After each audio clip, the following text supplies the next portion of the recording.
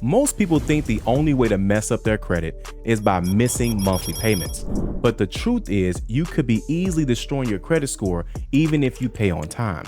And if it comes down to 4 credit card mistakes that almost everybody makes.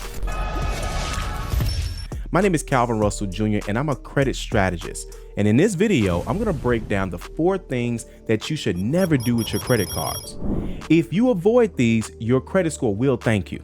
If you don't, well, let's just say that that's a hard lesson that most people wish that they learned earlier. And by the way, if you're really serious about increasing your credit score, qualifying for homeownership, or even lowering your car payment, make sure you check out my private credit community. This is where people like you are seeing results fast. You can scan the QR code or click the link in the description below. Let's get right into it. Now, quick question for you.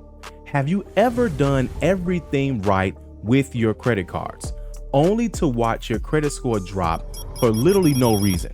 You pay on time, you try to keep your balances low, yet somehow your credit score goes down. Here's why.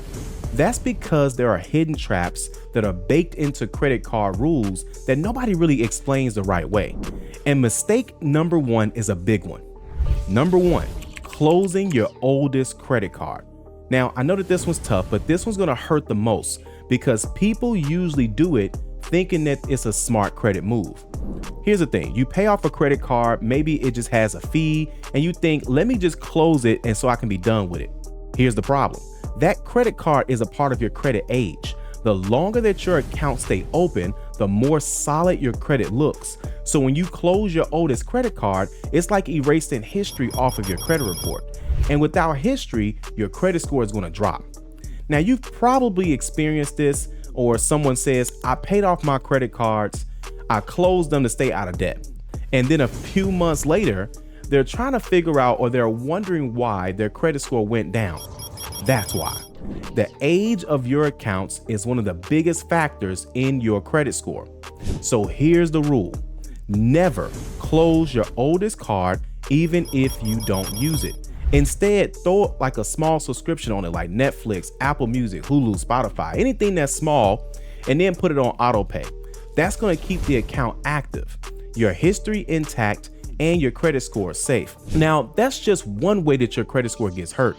Let's talk about another trap that sounds smart, but ends up costing you. And listen, if you end up having a high annual fee and then you want to close it for that reason, then that I understand, but just know your credit score is going to affect you. Number 2, only paying the minimum balance. Now, this is one that credit cards companies, they hope you do this, okay? Because if you only pay the minimum, they make a fortune off of you, off of the interest that you end up paying. You might feel like you're winning saying things like, hey, I paid my bill this month, but really you're stuck in that cycle. $1,000 balance could take you years to pay off if you only pay the minimum payment. Or worse, your utilization is going to stay high, and that's the fastest way to drop your score. Remember, credit utilization is how much of your available credit that you're actually using. The higher it is, the more risky that you're going to look to lenders. Think about it like this. Have you ever felt like making payments, but the balance barely moves? Exactly, that's the trap. Credit card companies don't want you to get ahead because that's how they make money. And listen, before we move on, I want to make sure that you have the tools to keep track of this. This is why I put together a free credit card tracker.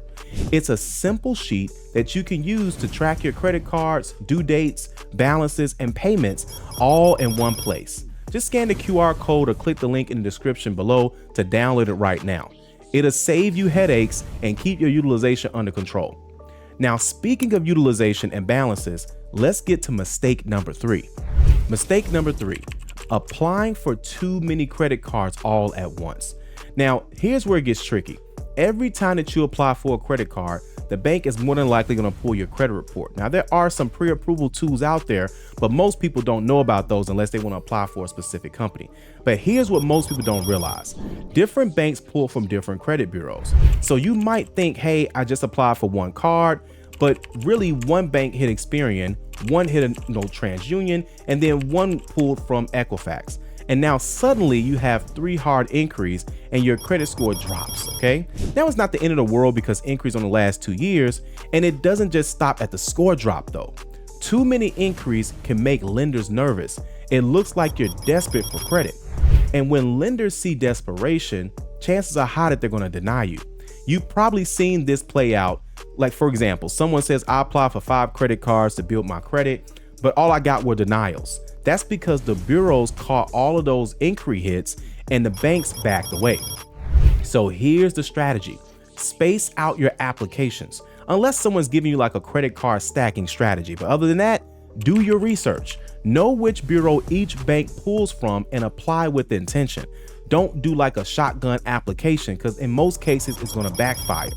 Now, there's one more mistake I need to talk about, and this one is sneaky because it feels like free money at first. Mistake number 4, using your credit card for cash advances. Never ever do this. A cash advance is when you take money out from your credit card at the bank or an ATM. And the second that you do that, the interest is going to start immediately. There's no grace period. And on top of that, there's usually a big fee, like 5% of the amount. So imagine you take out, let's say $500. That's like a decent amount.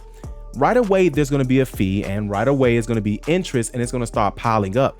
If one of those most expensive ways is to borrow money, then that's going to be one of those. And once you're in the hole, it's hard to get out. Here's why most people get stuck. They treat their card like a backup bank account, but your card isn't a bank, it's a business, and businesses love when you're stuck paying interest. So the rule is simple. If you need cash, don't use your credit card. Look for safer, cheaper options. Now, if you've made any of these mistakes before, don't beat yourself up. We've all been there. We're all learning. School doesn't teach this stuff. Some of our parents don't teach this stuff. But here's the good news. Once you know the rules, you can play the game better. Now, here's a quick recap. The 4 things you should never do with your credit card. Number 1, never close your credit card. I hope you guys are writing this down. Number 2, never only pay the minimum. As a matter of fact, pay more, pay extra. Be done with these credit cards, and that'll allow you to pay interest as well. Never apply for too many credit cards all at once, unless someone is walking you through a credit card stacking strategy. Okay? Never use your credit card for cash advances. Now, if you're with Navy Federal, sometimes you can actually, not sometimes, you can actually move that money over to one of their Go cards, okay? But other than that, don't do that. Drop a comment below and tell me which of these mistakes have you made in the past. I love to see how many people have experienced this and learned from it. And don't forget, grab that free credit card tracker as well. It's in the description and it will help you stay on top of all of this. And one last thing, I saw a comment the other day from someone asking, Calvin, is it better for me to pay off my credit cards all at once, or should I spread the payments out? That's actually a really good question. The answer is it depends on your balances and your due dates. The safest way is to pay before your statement date so that the lower balance actually reports to the credit bureau. Now, I recommend that you don't carry balances anyway, but that way your score reflects what you owe after you've paid it and not before you've paid it. And listen, if you've liked this video, you'll love the next one. I'll see you there.